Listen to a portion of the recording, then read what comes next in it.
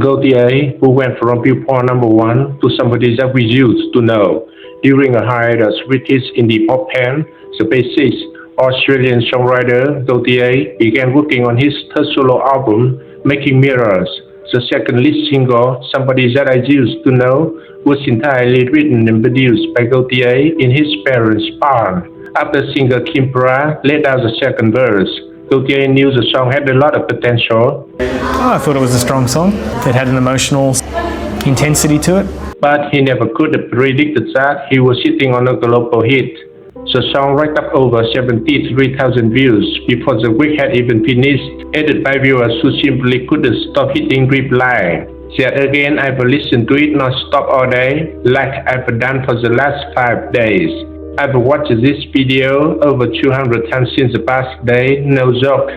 Honestly, think I'm responsible for half of the views for this brilliant song, brilliant clip. The song received publicity from a range of famous celebrities. Ashton Kutcher wrote, "This is kind of fantastic. Reminds me of early music vids." Lily Allen simply stated, "Love this video." While Katy Perry tweeted, "New music discovery for me. Check out Gotye, specifically this song. The lyrics are so true." With Gotye's rapidly developing audience, it went on to break milestone. The video alone has more than 65 million hits now on YouTube. After milestone, and its unique video has had almost 300 million hits on YouTube. After milestone, it's got like 860 million views on YouTube or something like that. Making the song bigger than almost any other ever. It's the third most liked video of all time on YouTube with 1.4 million likes. Despite that, he refused ads on his music video, stating, "I'm not interested in selling my music. That's the reason I don't put ads on my YouTube channel," which seems strange to people in today's climate. But that is the decision you can make. I generally never want to sync my music for products on ads, meaning Gotye willingly forfeited over $10 million. He added that he freely licensed his music to students making films and would even spend his time mentoring people learning music, which was supported by a Reddit post. Reading, "I sent Gotye a link of one of my tracks for the hell of it when I was a bit drunk. He actually responded and said he liked it. What a great person would do." Attaching the original email to prove that he told the truth. Down in the comments, a different person shared the story. We threw a few emails back and forth, and in my last one I said I'd say hello to him at his coming show. Anyways, this sold out before I could get one, and when I told Wally, he offered to put me on the door list. I can't say enough nice things about the guy.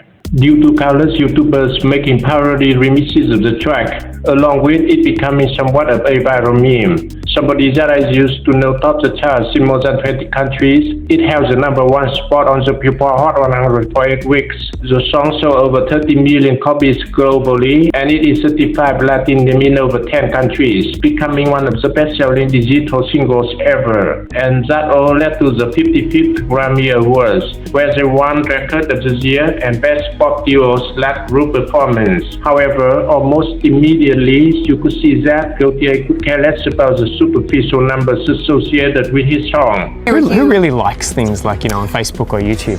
Like, people go on about likes and stuff. It's such a cursory thing, I think. Maybe it means more to people who are 5 years plus younger than I am, but I'm kind of like, I've never liked something that I've actually genuinely liked. I've just actually liked it and talked to my friends about it, or maybe kept it in mind. I haven't kind of gone, like, right. it's like I actually I don't put any sort of stock in it, really. I mean, I don't know. And Gotye began to feel like he couldn't control the song.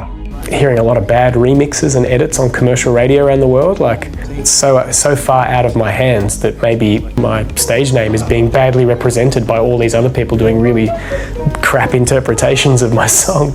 This made it obvious that becoming famous wasn't the motive. So much that he'd moved to the other side of the world just to avoid being recognized. He even admitted he was already growing tired of his song. He said, "Sometimes I feel like I'm a bit sick of it. It had an energy that wasn't like anything I've put out before. I don't really feel like it belongs to me anymore. Everyone else kind of owns it now, especially with there being so many cover versions and parodies. Gotye relocated from Melbourne to Brooklyn because there's a pleasant thing in New York where nobody really makes a fuss. I wouldn't know if people recognize me, or if they do, they are very cool about it and don't mention it. I felt the difference when I came back to Australia last Christmas, walking into cafes or restaurants. Somebody would say something really nice and want to chat. I felt a lot more anonymous here in New York, which is nice. He booked an extended American tour. However, his live performances came with a new problem, making his life even harder. So they really do leave after they've heard the hit song. Especially in America, I found. What have they got? Yeah. They've got to rush Got my money's home. worth. Gotye noticed that the rest of his songs weren't quite so popular. And some people love some songs and hate others, which is just the way it should be, probably.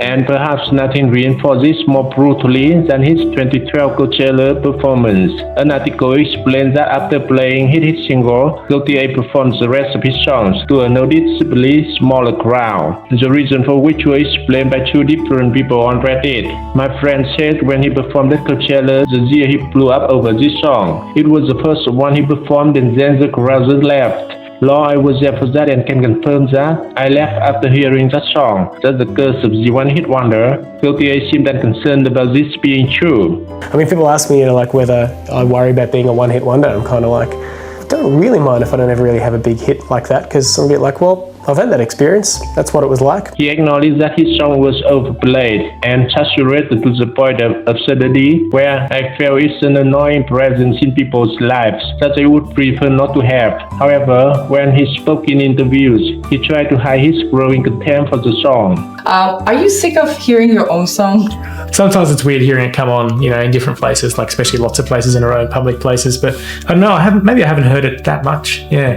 Yeah, I don't get the feeling I've heard it as much as some people have heard it, for instance, in places in the United States where obviously they're so sick of it, they feel compelled to tell me how sick of it they are. You could feel he wanted to be honest about his love-hate relationship with the fame and attention. Are you comfortable with all the eyes on you? I don't know, I think I go back and forth, I guess. Maybe anxious at times or overwhelmed by it or not sure how to process it. And sometimes, like say doing big shows or meeting a bunch of people, it might have been different times where that would have been overwhelming. When asked about whether he can follow up the track with another spot hit, Gotye responded, I don't know, time will tell. I don't know whether I can or whether I want to. He clearly didn't work well with deadlines. You're not afraid of waiting. You're patient. You really want to get it right.